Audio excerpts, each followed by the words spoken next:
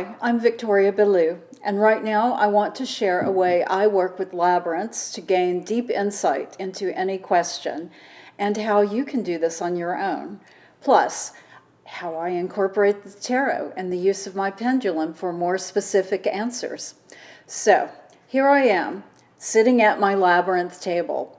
And as you can see, it's an 11th circuit labyrinth modeled after the one in Chartres Cathedral in Chartres, France, one of my favorite places on earth. Labyrinths have been in recorded history since the time of the ancient Greeks. Then they were considered evil places with only negative energy attached to them. In a dramatic 180-degree turn, they reappeared during the medieval era, holding religious significance in European cathedrals and monasteries. Now they are regarded for their astounding personal transformation potential, and that's how I use them. Stepping into a labyrinth, to me, feels like stepping into a vortex. I am transported into a psychic realm where I can focus intensely on whatever I need to understand, resolve, or otherwise figure out. You don't have to walk a labyrinth with your feet to get these results. You can do it with your fingers, like this. Labyrinth models are available for purchase in many places. They are usually 7 circuit or 11 circuits and can take you on a creative adventure about how some of the labyrinths are designed, deviating from the traditional. It's up to you what you choose, or you could simply draw a labyrinth on a piece of paper. The point is for you to have the intention when you enter the labyrinth, either with your feet or your finger, that you hold it as a sacred space. Decide on what you want to meditate on or find the answer to before you begin. Then either say your intention out loud or to yourself and step in. Consciously turn loose of any other concerns. Give yourself this time to the exclusion of everything else. Do your best to stay focused on your question or subject and begin moving through the labyrinth at a slow pace. Let your thoughts wander as they will, as you move or walk.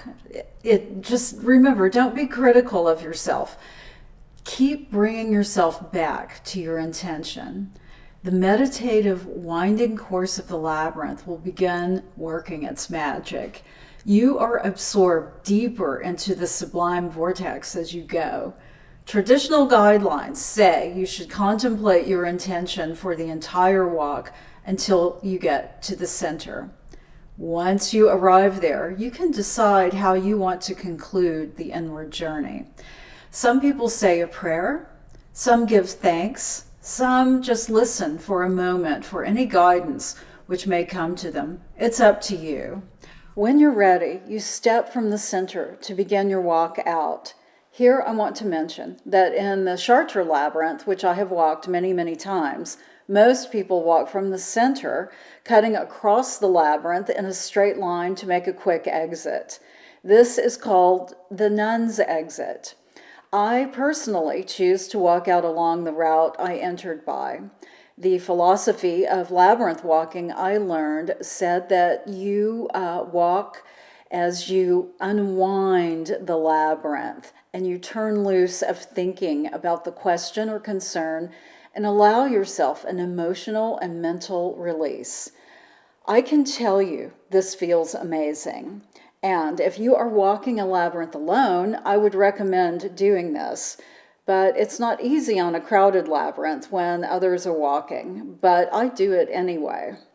Now, here are some modifications you can make to deepen your labyrinth experience. Before you begin your walk, randomly choose a tarot card instead of deciding on an intention. Let the tarot, your subconscious, tell you what to focus on. This is a very powerful practice. Get ready for some major insight coming to you if you choose to do this. You can also take your pendulum with you on the walk, and when you step into the center, ask it a question or two. The energy you've built up with your walk will intensify any work you do with it. Combine all three modalities, and I guarantee you will have a profound experience. If you've never taken the time to walk a labyrinth, either by foot or finger, I encourage you to do it. And if you've created your own variations on this practice, please let me know in the comments. I'm always interested to hear how to use this magnificent tool in more expansive ways. Thank you for joining me.